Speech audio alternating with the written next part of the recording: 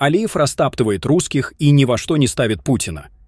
Российская сторона официально предложила нам, чтобы Межгосударственный авиационный комитет расследовал это дело. Однако мы решительно отказались от этого. Причина ясна. Ведь не секрет, что эта организация в основном состоит из российских чиновников, а на ее руководящих постах находятся граждане России. Мы четко изложили наши требования российской стороне. 27 декабря эти требования были официально им переданы. Во-первых, российская сторона должна извиниться перед Азербайджаном. Во-вторых, она должна признать свою вину. В-третьих, она должна наказать виновных, привлечь их к уголовной ответственности и выплатить компенсацию государству Азербайджан и пострадавшим пассажирам и членам экипажа. Это наши условия. Первое из них уже было выполнено вчера. Надеюсь, что другие наши условия будут приняты, поскольку такова международная практика и это нормальное человеческое поведение, заявил Алиев. Одним из моментов, который нас огорчил и удивил, было то, что российские официальные структуры выдвинули версии о взрыве какого-то газового баллона. То есть это открыто показывало, что российская сторона хочет замять вопрос, и это, конечно, никому не делает чести, сказал Алиев. По его словам, в результате огня, открытого с земли, сильно пострадала и хвостовая часть самолета. Алиев добавил, что тот факт, что фюзеляж самолета, потерпевшего крушение, весь был в пробоинах, полностью снял с повестки версию столкновения со стаей птиц. Алиев выразил уверенность, что самолет «Азал» был сбит не специально. Он сказал, что признать свою вину, своевременно принести извинения Азербайджану, считающемуся дружественной страной, и донести это до общественности – все это были меры и шаги, которые необходимо было предпринять. К сожалению, первые 3 дня мы не слышали от России ничего, кроме бредовых версий, добавил он. Алиев также заявил, что он открыто изложил российской стороне свои требования. Надеюсь, что и другие наши условия будут приняты. Все эти условия справедливы. На этом фоне Владимир Путин и Ильхам Алиев снова обсудили по телефону ситуацию вокруг крушения в Казахстане самолета азербайджанских авиалиний. Об этом сообщил пресс-секретарь российского президента Дмитрий Песков. Путин и Алиев сегодня в телефонном разговоре продолжили обсуждение различных вопросов, связанных с авиакатастрофой, сказал представитель Кремля. Действия Ильхама Алиева после осторожных и половинчатых извинений Владимира Путина ярко демонстрируют сущность оголтелого национализма, для которого политический маневр и ситуативная выгода стоят выше любых принципов, а человеческая жизнь — лишь разменная монета. В основе поведения азербайджанского руководства лежит отчетливое осознание слабости российского государства, который, утратив былую гегемонию, вынужден балансировать между противоречивыми интересами региональных элит. Вчерашние извинения Москвы могли быть восприняты Баку как слабость и сигнал к дальнейшему давлению. Для Алиева важно закрепить позиции, пока Россия вынуждена лавировать между Турцией, Ираном и Западом. Однако эта тактика ситуативной выгоды неизбежно несет в себе риск. В условиях возможного изменения мировой расстановки сил, например, в случае завершения украинского конфликта с приходом Трампа, Россия может сократить свою зависимость от Турции. Это лишит Азербайджан ощутимой части его политического пространства для маневра, делая его более уязвимым перед давлением Москвы. Пока российские СМИ транслируют заявления Алиева, в коридорах власти, скорее всего, уже обсуждаются возможные ответные меры. В этом нет сомнений, особенно учитывая масштаб тех уступок, которые Россия сделала Азербайджану за последние годы.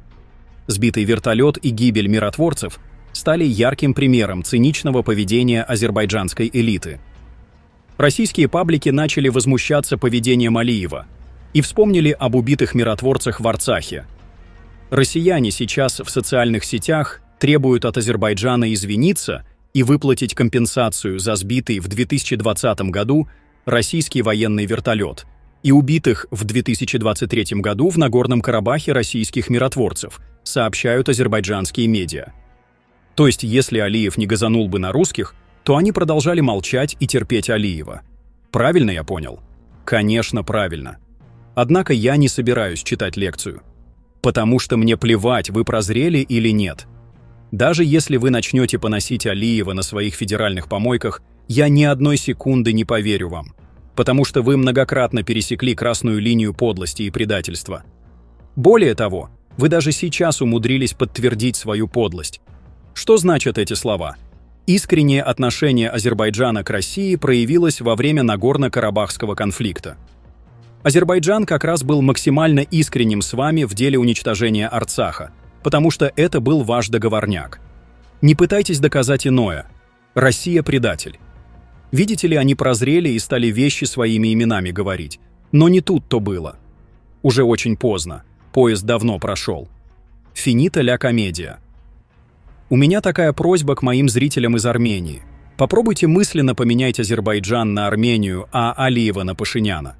А потом посчитайте, через сколько секунд Москва подняла бы войносун, если бы подобные вещи публично заявил Пашинян. Представили? Алиев продолжает вытирать ноги о Москву, а Москва молча утирает плевки. И кражоры в панике спешно сочиняют очередную страшную историю об армянском лобби. Помойки думают, какие смелые слова написать, чтобы никто не подумал, как им стрёмно. А официальная Москва продолжает делать вид, что это просто дождь. Ну, вы поняли.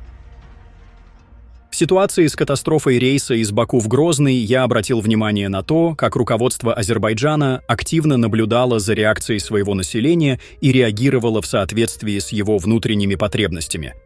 Это свидетельствует о том, что Алиев действительно боится толпы и осознает свою уязвимость. Обратите внимание на то, с какой демонстративностью он был не только вынужден вернуться обратно, но и быстро принять решение по вопросу прибытия граждан России в страну. Ситуация у нашего врага непростая. Он все глубже застревает в политической зависимости как перед Россией, так и перед Турцией и Израилем. Все эти страны непростые и не терпят даже малейших обид. Я часто говорю о том, что положение дел у азербайджанской власти очень шаткое. У таких режимов конец всегда один. Вопрос времени, и это может произойти как завтра, так и через 5 лет. Но произойдет однозначно. Наша задача – быть готовыми к этому. Но еще кое-что очень важное добавлю. Азербайджан ввел фейковые санкции против России в связи с предполагаемым сбитием азербайджанского самолета. Решено ограничить срок пребывания для россиян в Азербайджане до 90 дней. Почему же санкции фейковые? Дело в том, что правило 90 дней было всегда и на взаимной основе внутри всего СНГ. Точно так же граждане других стран СНГ посещают Россию без виз на срок не более 90 дней, после чего необходимо легализовываться на основании трудового договора. Проще говоря, не поменялось абсолютно ничего. Алиев показал своему народу, как он якобы наказал ненавистных россиян. И народ, живущий в тени памятников Алиева-старшего, поверил. Мало кому придет в голову тупо зайти на сайт МИД Азербайджана и убедиться, что правило 90 дней было и осталось для туристов из всех стран СНГ. Для чего Алиев блефует? Я могу лишь предполагать. По моему субъективному мнению, Алиев и Путин уже могли договориться по поводу сбитого самолета. Возможно, Россия передаст Азербайджану несколько оппозиционеров, скрывающихся на ее территории.